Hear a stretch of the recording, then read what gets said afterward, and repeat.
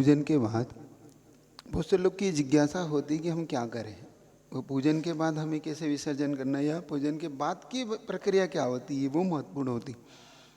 क्योंकि क्रिया के बाद की हुई फल की महत्वपूर्ण क्रिया होती। तो सबसे पहले एक बात सबको ये याद रखना है कि जब दीपावली पूजन पूरी कर लें आप, तो दीपावली पूजन के बाद अपने बुजुर्गों का आशीर्वाद लेना ना भूलें।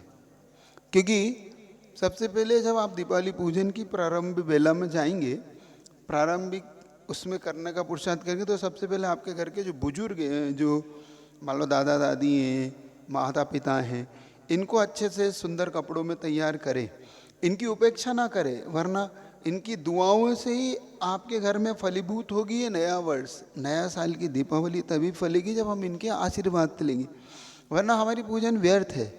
बहुत से लोग भगवान महावीर की पूजा करते हैं, सब करते हैं, लेकिन अपने बुजुर्गों की उपेक्षा करते हैं। बुजुर्ग कोने में पड़े हैं, उनकी तरफ देख रेख नहीं, उनके कोई नए वस्त्र नहीं, कोई उनके भोजन की व्यवस्था नहीं, और उनको उल्टा सीधा और कहते हैं। ये नहीं, ये बुजुर्गों के साथ ही काम नहीं करना।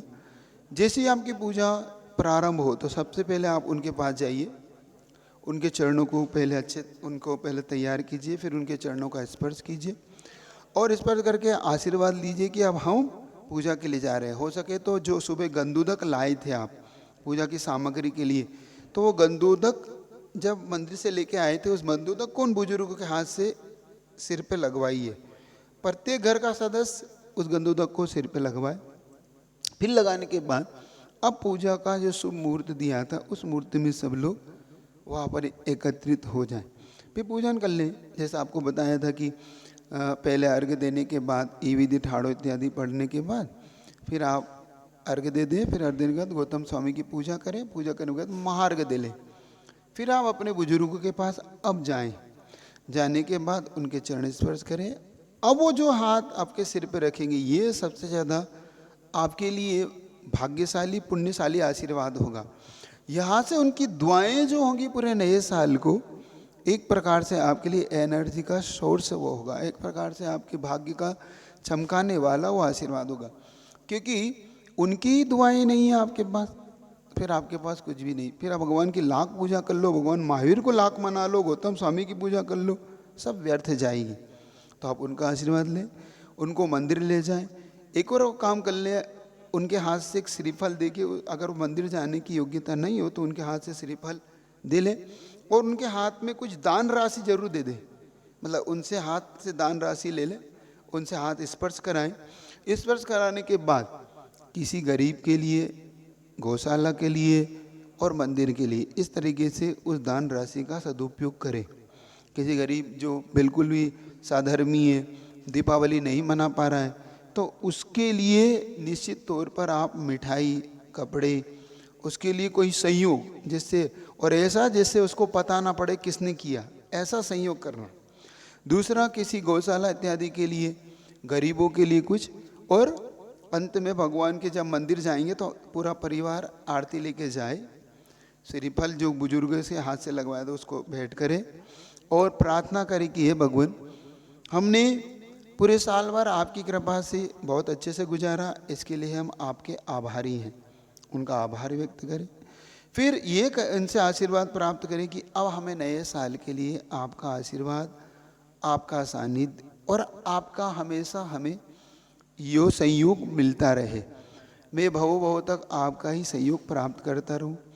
आपके चरण मेरे हृदय में हो, मेरा हृदय आपके चरण में हो, ऐसी प्रार्थना उनसे करें।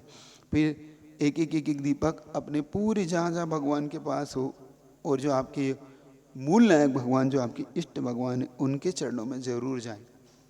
जो मान लो अपने परिवार से दूर है, कहीं जॉब में है, तो वो इस तरीके से अपने परिवार को निश्चित तौर पर वहाँ फ़ोन करके बताएं कि मेरे ओर से श्रीफल वहाँ पर चढ़ाइए। उन बुजुर्गों को, उनके परिवारों को उपेक्षा नहीं करना। फिर जो आप दीपावली पूजन कर लेंगे, इसके बाद आने वाली दूज को, क्योंकि जो आप सामग्री हटाएंगे कैसे, क्योंकि सामग्री रख तो लेता है लेकिन हटाने की क्रिया नहीं जानता, तो उस क्रिया को भी आप करें। ठीक दूज को, दूज के दिन आप, दिवाली की हो जाएगी तो दूज के दिन शुभ मुहूर्त में उसको हटाएं और निस्से निस्से बोल के पहले सिद्ध भक्ति पढ़ें। सिद्ध भक्ति पढ़ने के बाद फिर उस सामग्री को किसी बड़े पात्र में उठा ले जो आपने पूजन की थी, आपने जो कुछ वहाँ बैठ गया था, और फिर उसको एक सही जगह पर उत्तम स्थान पर विसर्जन करें।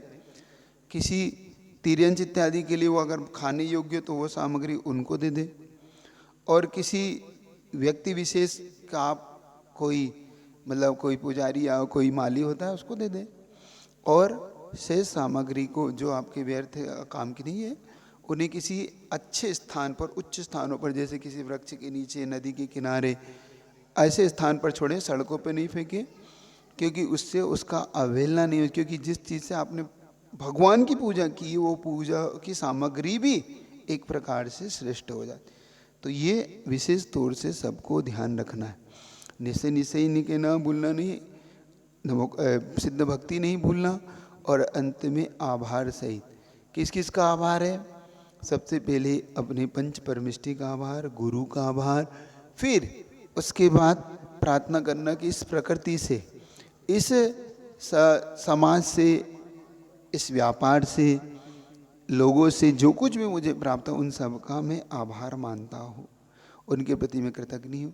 आपका कोई कर्मचारी हो तो उसके योग भी व्यवस्था बनाना जरूर, क्योंकि आपकी दीपावली उसने मनवा दी, लेकिन आप भी उसके लिए कुछ करिए। सिर्फ अपने लिए मत रखिए।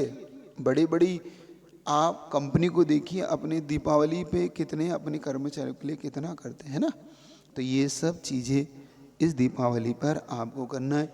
पूजन के बाद पूरी विधि विधान से उसका हटाना है, सावधानी रखना है, अपने आसपास के लोगों को बधाइयाँ देना ना भूलें, एक दूसरे के प्रति घर दीपक पहुँचाना ना भूलें। 16 कारण के जो दीपक जलाएंगे आप 64 दीपक वाले, तो वो भी एक दूसरे को दें, भगवान के घर पे, भगवान के मंदिर में, अपने घरों पर, और अपने लोगों को जो खास मित्र हैं, जो खास वो हैं, इन सब को इस प्रकार से यह दीपावली सबके लिए शुभ हो, सबके लिए आनंदमय हो। सब इस दीपावली पर अच्छी तरह से जी के सबके लिए ये साधुवाद आपको देना है और प्रार्थना करना है। ठीक है? ये